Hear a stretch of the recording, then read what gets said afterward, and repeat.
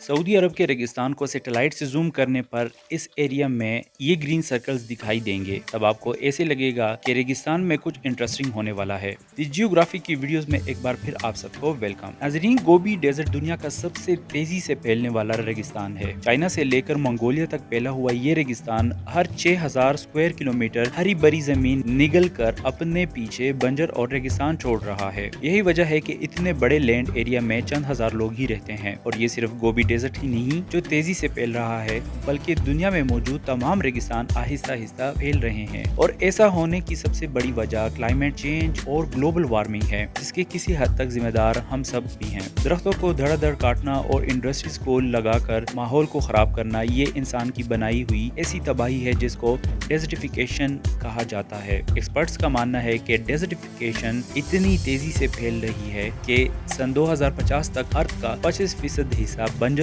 और नकारा जमीन में कन्वर्ट हो जाएगा और सन 2100 तक हैरत अंगेज तौर पर 50% तक हो सकता है। पर इस खौफनाक सिचुएशन को सऊदी अरब कैसे हैंडल कर रहा है, वाकई उसका कोई जवाब नहीं है। 1938 से पहले सऊदी समेत तमाम अरब कंट्रीज इतनी वेल ऑफ नहीं हुआ करती थी, लेकिन जब से यहाँ तेल निकलना शुरू हुआ और ग्लोबली डिमांड शुरू हो गई तो साथ साथ इसके बैंक बैलेंसेस में भी इजाफा होता गया। कई सालों तक तो इन्हीं पैसों पर इनकी अय्याशियां चलती रही। बड़े बड़े महलात, एक्स्ट्रा लग्जरी लाइफस्टाइल और पैसा इतना कि गिरने का टाइम भी नहीं था। ये सब कुछ ऑयल से मिलने वाले पैसों का नतीजा था और ऑयल भी इतना कि खत्म होने का नाम भी नहीं ले रहा था। सऊदी अरब में आज भी इतने ऑयल रिजर्व्स हैं कि अगर वो एक्सपोर्ट्स करना बंद कर दे तो अगले 221 सालों तक अपनी कंजप्शन पूरी कर सकता है। लेकिन अगर सऊदी ऑयल सेल करना छोड़ देता है तो फिर आज इस मकाम पर भी ना खड़ा हो पाता। अब ऑयल एक्सपोर्ट करना सऊदी की मजबूरी है और ये बात देर से ही सही पर सऊदी की लीडरशिप को समझ आ गई है। काफी सालों तक सऊदी अरेबिया को किसी चीज की कमी महसूस नहीं होती थी। इनके पास इतना पैसा है कि जरूरत की हर चीज ये लोग इंपोर्ट कर लिया करते हैं, जैसा कि खाना,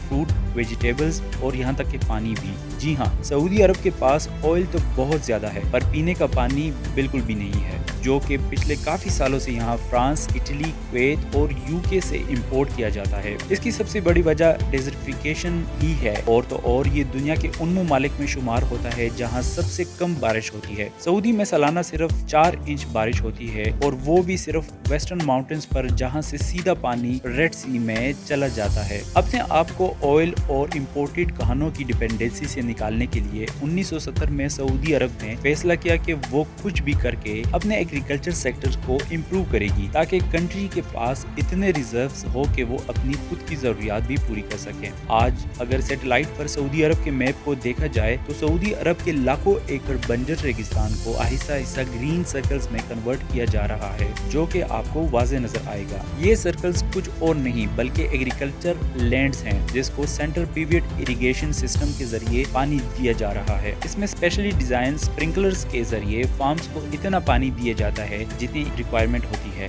बीच में लगा पाइप व्हील के साथ अपनी मदद आपके तहत चलता जाता है, इसीलिए इन फार्म्स की शेप सर्कुलर होती है। वादी अल दवासिर में बनाया ये farm land total 5000 square kilometre के एरिया में फैला हुआ है, जो हर गुजरते साल के साथ बढ़ता जा रहा है। इसी में जो हमें हजारों छोटे छोटे ग्रीन डॉट्स दिखाई दे रहे हैं, ये सब 1 किलो डायमीटर जितने बड़े फार्म्स हैं, यानी एक एक सर्कल 100 एकड़ जितना बड़ा है। नॉर्मल इरिगेशन सिस्टम, जिसको फ्लड इरिगेशन सिस्टम भी कहा जाता है, उसमें ज्यादातर पानी जमीन एब्जॉर्ब करती है और काफी ज्यादा इवेपोरेट हो जाता है। लेकिन सेंटर पिवट इरिगेशन में उतना ही पानी दिया जाता है जितनी के फसल को जरूरत हो। यही वजह है कि इसमें 90% पानी की बचत होती है। सिर्फ यही एक जगह नहीं है जहाँ सऊदी अरब फार्म्स लैंड बना रहा है, बल्कि पूरे सऊदी में दर्जनों ऐसे एरियाज हैं जहाँ हजारों स्क्वायर किलोमीटर के फार्म्स देखे जा सकते हैं, जिसमें तबूक प्रोविंस भी शामिल है, जहां लाइन सिटी भी बनाई जा रही है। पर अब सबसे अहम सवाल ये पैदा होता है कि आखिर सऊदी के पास इतना पानी आता कैसे है, जबकि ना तो यहाँ परमानेंट रिवर्स हैं और ना ही यहाँ इतनी बारिशें होती हैं। 1990 के बाद सऊदी ने भी लीबिया की तरह डेजर्ट्स के नीचे पानी ढूंढना शुरू कर दिया था, जबकि इनको सिर्फ 480 क्यूबिक किलोमीटर पानी ही मिला। 1970 से लेकर आज तक सऊदी अरब में जितनी भी फार्मिंग हुई है, उनके लिए इन अंडरग्राउंड ट्यूबवेल सिस्टम से 21 क्यूबिक किलोमीटर पानी ही मिलता जा रहा है। सिर्फ ये अंडरग्राउंड वाटर ही नहीं जिस पर सऊदी की डिपेंडेंस हो। डिसैलिनेशन के जरिए पानी बनाने वाला भी सबसे बड़ा मुल्क ही सऊदी अरब ही है। लेकिन जाहिर है कि ये सब ऐसे नहीं चलने वाला। जाहिर है डिसैलिनेशन के जरिए बहुत ज्यादा एनर्जी भी चाहिए, जो फिलहाल फ्यूल और न्यूक्लियर एनर्जी से मिल रहा है, जबकि अंडरग्राउंड वाटर का पानी 50 सालों में खत्म हो जाएगा। इसी मसले के हल के लिए सऊदी अरब के वेस्ट कोस्ट पर एक नया एक्सपेरिमेंट चल रहा है, जहां बारिशों का पानी बहकर रेड सी में ज़ाया हो जाता है।